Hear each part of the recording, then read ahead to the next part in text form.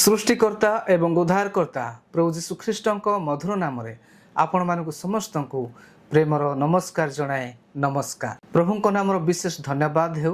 आज मैंने परमेश्वर प्रकृति मध्यरु गोटे प्रकृति विषय आलोचना करवा। ताहा होछि परमेश्वर अनंतकालीन अटंती।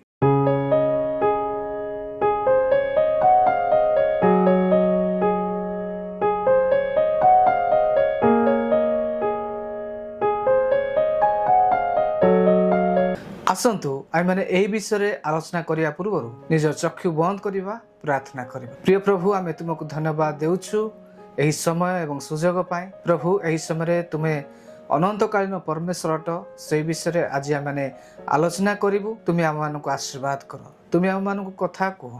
सकल महिमा गौरव तुम्हें पाओ। जीशु नाम रे मागुछु पिता, आमेन। आम मान परमेश्वर अनंतकालीन परमेश्वर अटंती। से सृष्टि पूर्वर थिले, वर्तमान अछंती एवं अनंत काल पर्यंत से रहिबे। यह ईश्वर को वाक्य आम मान को प्रकाश करुअछि।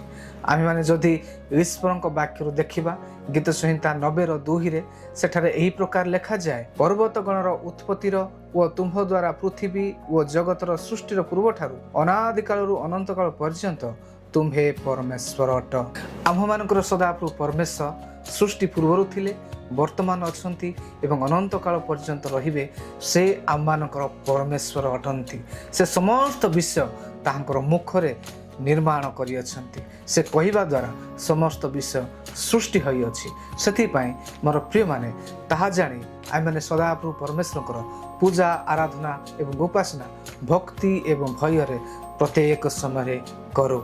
द्वितीय विवरणी 33:27 लिखा जाए, अनादि परमेश्वर तुम्हर वासस्थान ओ तले ताहांकर अनंत काल स्थायी बाहु अछि। पुणी से तुम्ह सम्मुखरु शत्रु मानकु तोड़ीदेले आ विनाश कर बोली कहिले। एही वाक्य मध्ये आमे देखुछु आम मानकर परमेश्वर अनंतकालीन परमेश्वर अटंती। ताहांक ठारे बल एवं सामर्थ्य अछि।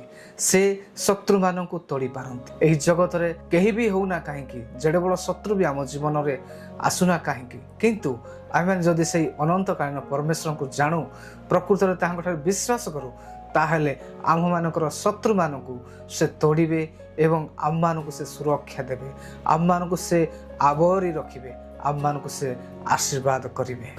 प्रथम तिमोथी 1:17 लिखा जाए, अक्षय अदृश्य अद्वितीय ईश्वर जे अनंतकालीन राजा, ताहांक संभ्रम व गौरव जुगे जुगे हेउ, आमेन। आम मानकर परमेश्वर अक्षय अदृश्य एवं अद्वितीय अटंती। से कदापि क्षय पाइबे नहीं। से अदृश्य भाव में आम मानकर मंगल चिंता करती, मंगल कार्य करती एवं से अद्वितीय अटंती। ताहांक परि आउ केही नाही। से सदा सर्वदा महिमा एवं गौरव संभ्रम पूजा प्रशंसा पातु। आउ से अनंतकालीन राजा अटंती। से समस्त विश्व राजत्व करती। ताहांक ठारे समस्त अधिकार अछि।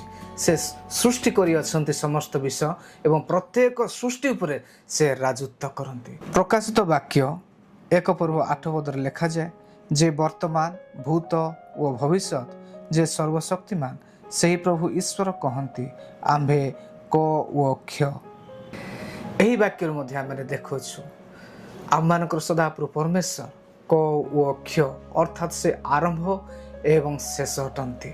से सदा सर्वदा अछंती आउ अनंत काल पर्यंत से रहिबे। ताहांक परि आउ केही होई परिबे नाही। सेथिपाई आमे ताहांकर धन्यवाद पूजा आराधना उपासना करी ताहांकु जाने ताहांकर निकटवर्ती प्रत्येक समय हेउ। जिसाय 40:28 लिखा जाए, तुम्हें कि जानी ना हो, तुम्हें कि शुणी ना हो, पृथ्वीर प्रांत सकलर सृष्टिकर्ता अनादि अनंत परमेश्वर सदा प्रभु क्लांत हुअंती नहीं कि श्रांत हुअंती नहीं। ताहांकर बुद्धि बधर अगम्य। आम मानकर सदाप्रभु परमेश्वर सृष्टिकर्ता अटंती। से कदापि क्लांत हुअंती नहीं कि श्रांत हुअंती नहीं। आउ आम माने ताहांकर ज्ञान को ताहांकर बुद्धि को कल्पना करी माध्य पारिबा नहीं। से सर्वज्ञ अटंती। आउ अनंत काल पर्यंत से अछंती। से अनंतकालीन ईश्वर अटंती। ताहांकर पूजा आराधना एवं उपासना करी प्रत्येक समय ताहांकर निकटवर्ती आइ माने हेउ। ताहांक परि केही होई परिबे नाही। से अनंतकालीन ରାଜା ଅଟନ୍ତି, ଅନନ୍ତକାଳୀନ ପ୍ରଭୁ ଅଟନ୍ତି, ଅନନ୍ତକାଳୀନ ସୃଷ୍ଟିକର୍ତ୍ତା ପରମେଶ୍ୱର ଅଟନ୍ତି। ସେ କଦାପି କ୍ଳାନ୍ତ ହୁଅନ୍ତି ନାହିଁ, କଦାପି ଶ୍ରାନ୍ତ ହୁଅନ୍ତି ନାହିଁ। ସେ ସଦାସର୍ବଦା ସମାନ ଅଟନ୍ତି। ସେ ଅନନ୍ତ କାଳ ପର୍ଯ୍ୟନ୍ତ ସେହିପରି ସମାନ ହିଁ ରହିବେ। ସେ ଅପରିବର୍ତ୍ତନୀୟ ପରମେଶ୍ୱର ଅଟନ୍ତି। ସେ ଅନନ୍ତକାଳୀନ ପରମେଶ୍ୱର ଅଟନ୍ତି। ଯିଶାୟ 44:6 ଲେଖାଯାଏ, ସଦାପ୍ରଭୁ ଇସ୍ରାଏଲର ରାଜା ଓ ତାହାର ମୁକ୍ତିଦାତା ସୈନ୍ୟାଧିପତି ସଦାପ୍ରଭୁ ଏହି କଥା କହନ୍ତି, ଆମ୍ଭେ ଆଦି ଓ ଆମ୍ଭେ ଅନ୍ତ, ପୁଣି ଆମ୍ଭ ଛଡ଼ା ପରମେଶ୍ୱର ଆଉ ନାହିଁ। ଆମ୍ଭମାନଙ୍କର ସଦାପ୍ରଭୁ ପରମେଶ୍ୱର ସୃଷ୍ଟିକର୍ତ୍ତା ଅଟନ୍ତି। ସେ ଥିଲେ, ଅଛନ୍ତି ଏବଂ ଅନନ୍ତ କାଳ ପର୍ଯ୍ୟନ୍ତ ରହିବେ। ଆଉ ତାହାଙ୍କ ଛଡ଼ା ଆଉ କେହି ପରମେଶ୍ୱର ନାହିଁ। ସେ ହିଁ ସତ୍ୟ, ସେ ହିଁ ପଥ, ସେ ହିଁ ଜୀବନ ଏବଂ ସେ ହିଁ ଏକମାତ୍ର ପରମେଶ୍ୱର ଅଟନ୍ତି।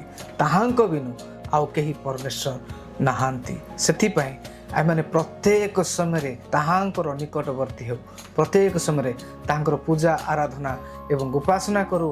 ଆଉ ସେ ଆମ ଜୀବନ ଦ୍ୱାରା ମହିମାନିତ ହୁଅନ୍ତୁ। ଫେବ୍ରୁଆରୀ 13:8 ଲେଖାଯାଏ, ଯୀଶୁଖ୍ରୀଷ୍ଟ କାଲି, ଆଜି ଓ ଚିରକାଳ ସମାନ ଅଟନ୍ତି।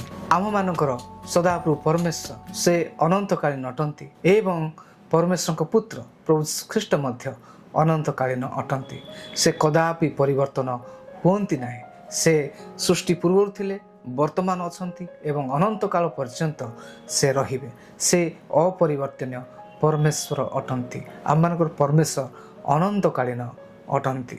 ରୋମିଓ 1:20 ଲେଖାଯାଏ, ଜଗତର ସୃଷ୍ଟି କାଳାବଧି ତାହାଙ୍କର ଅଦୃଶ୍ୟ ଗୁଣସମୂହ ଅର୍ଥାତ୍ ତାହାଙ୍କର ଅନାଦି ଅନନ୍ତ ଶକ୍ତି ଓ ଈଶ୍ୱରତ୍ୱ ସୃଷ୍ଟ ବସ୍ତୁଗୁଡ଼ିକ ଦ୍ୱାରା ବୋଧଗମ୍ୟ ହୋଇ ସ୍ପଷ୍ଟ ରୂପେ ପ୍ରତୀୟମାନ ହେଉଅଛି, ଯେପରି ସେମାନଙ୍କର ଉତ୍ତର ଦେବାର ବାଟ ନଥାଏ। କେତେ ଲୋକମାନେ କୁହନ୍ତି ପରମେଶ୍ୱର ନାହାନ୍ତି, କିନ୍ତୁ ପରମେଶ୍ୱରଙ୍କ ବାକ୍ୟ କହୁଅଛି ପରମେଶ୍ୱର ଅଛନ୍ତି ଏବଂ ତାହାଙ୍କ ଦ୍ୱାରା ସମସ୍ତ ବିଷୟ ସୃଷ୍ଟି ହୋଇଅଛି।